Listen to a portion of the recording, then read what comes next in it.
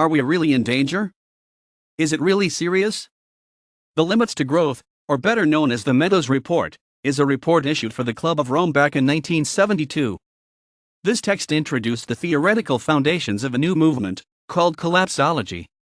This theory, or better calling it ideology, warns us about the end of our times caused by total ecological disaster.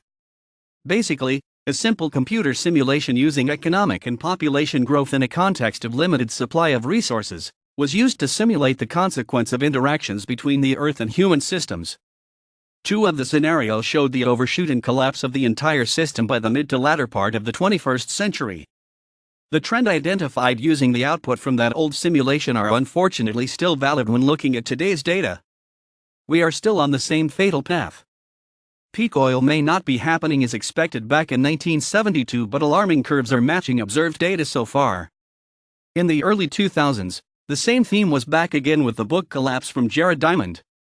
For him, however, the collapse is a long-lasting effect involving declining population and atrophy of existing societies. Nothing like the scenario used in the 2004 movie The Day After Tomorrow from Roland Emmerich. As we can see, the awareness of the coming collapse is nothing new. The end of the world is unavoidable, but regardless of the tangible evidences, the more interesting question addressed by the short video series is about the lack of drastic political actions. Politics is the only way to address climate change. But beyond media communication about ambitious but unrealistic green energy targets or international agreements being signed by a large group of world leaders, nothing is really happening in practice.